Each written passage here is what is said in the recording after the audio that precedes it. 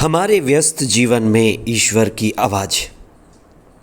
अब से मैं तुम्हें सेवक नहीं कहूँगा, मैंने तुम्हें मित्र कहा है। प्रभु साधारण, सामान्य, मामूली समझे जाने वाले लोगों को अपने कार्य के लिए चुनते हैं।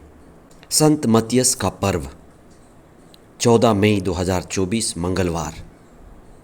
पहला पाठ प्रेरित चरित अध्याय 1 पद संख्याएं 15 से 17 और 20 से 26 तक। संत यूहन्ना का सुसमाचार अध्याय 15 पद संख्याएं 9 से 17 तक। गुरु कौन है, शिष्य कौन है, कौन किसको चुनता है? प्रभु और ईसा ने 12 शिष्य चुने थे। उनमें से एक ने प्रभु को बेच दिया और वह अपने मार्ग से भटक गया। अंत में उसने आत्महत्या कर ली। उसकी जगह भरने के लिए शिष्यों ने प्रार्थना की सभा बुलाई, पवित्र आत्मा से प्रार्थना किया और पवित्र आत्मा द्वारा संचालित होकर उन्होंने प्रार्थना करते हुए ये शर्त रखी कि जिसने ईसा के बपतिस्मा से लेकर पुनरुत्थान स्वर्गारोहण तक साथ रहा, जो उसका साक्षी है, जिसने ईसा की शिक्षा को सुना है, उसके साथ रहा है, आँखों से देखा है, जिसने शिक्षा समझी है और ईसा के दिव्यता का अनुभव है, वही व्यक्ति जुदस इस्कारियोती का स्थान भरेगा। ईसा पवित्र आत्मा से संचालित थे।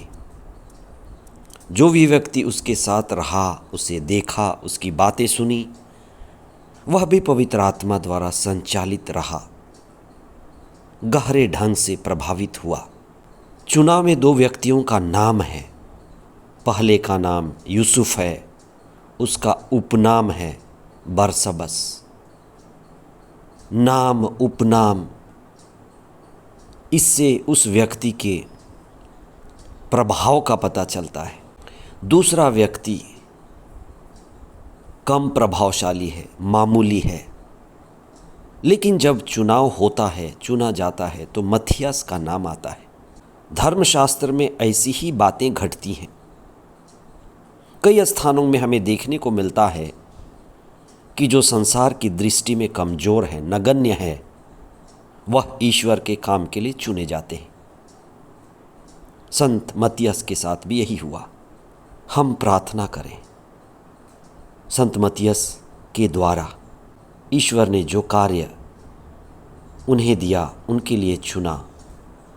आज हमारे समय में अच्छे कार्य को करने के लिए, दिव्य कार्य करने के लिए, हमारे मुक्ति के लिए, मोक्ष के लिए, प्रभु में बढ़ने के लिए, आध्यात्मिकता के काम में आगे बढ़ने के लिए प्रभु हमें बुलाते हैं। इसलिए हम भी पवित्र आत्मा के द्वारा संचालित होकर प्रार्थना करें, अपने जीवन को मुक्ति की ओर लगाएं और संत मत्तियस, जिनका आज हम पर्व मनाते हैं, हमारे लिए प्रार्थना करें। प्रभु हमें भी सेवक नहीं मित्र कहते हैं। हम उनके साथ जुड़ें, मौन होकर जुड़ें, प्रार्थना करते हुए जुड़ें, दिव्य वचनों को पढ़ते हुए जुड़ें और प्रेम और आनंद का अनुभव करें। आज का दिन हमारे लिए आशीष भरा हो। आमीन।